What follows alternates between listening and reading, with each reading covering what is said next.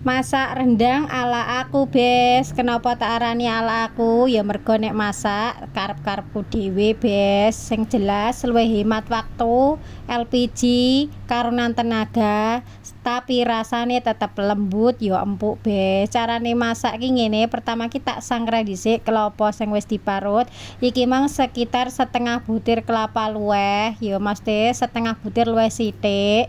Lah iki terus digongsreng nganti mateng, nganti rupane coklat. Lah kok ngono terus diulek nganti mengeluarkan minyak kaya ngene iki lho, Bes. Nek gak gelem ngulek ya iso dicoper, tapi saranku luwih apik diulek, Bes. Soale nek diulek ki luwih metu minyake, Bes. Lah kok ono langkah selanjutnya iki bumbu-bumbune ki tak gongso, wis tak terus ngene video apa wae sing digongso ki mau, Bes.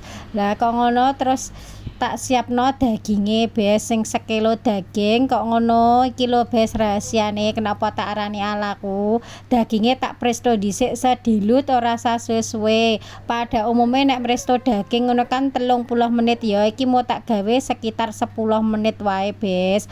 Lah sambil ngenteni daginge iki mang di presto iki aku nyiapno bumbu haluse, ya wis tak terusne video apa wae bumbune. Kok ngono terus tak lebokne wajan, terus tak godhog, tak lebokno bumbune sing wis bar diulek iki mang rempah-rempahe.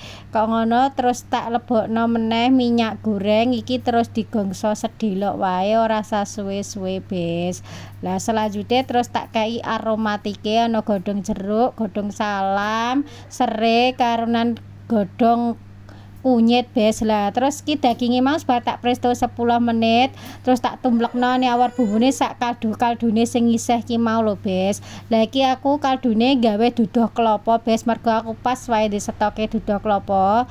Rasane luwih gurih nek ana duduh klapane iku, Bes. Lah kok ngono terus dimasak nganti setengah sat. Lah nek wis rada sat baru dicemplungno santen kentele, Bes. Iki aku santene yo gak gawe akeh-akeh, Bes, klapane cukup klapa siji ngono wae. Lah nek wis setengah susut eneh ki mang terus dilebokno klapa sing wis bar digongseng ki mang lho, Bes. Lah sampai tahap iki, Bes, iki kudu sering-sering diaduk. Kuwatire engko mundhak ngintip gosong ning ngone ngisor. Diaduk-aduk terus sampai susut entek banyune rupane rada coklat-coklat kaya ngene iki, Bres. Berarti tandane rendange iku wis mateng. Lah iki rasane wis empuk ya enak, Bes. Masake wis ora usah suwe-suwe, sekitare masakku 2 jaman tok ora sampai 4 jam, Bes. Lah iki rendangku wis mateng, Bes. Rasane ya wituk tenan, Bes.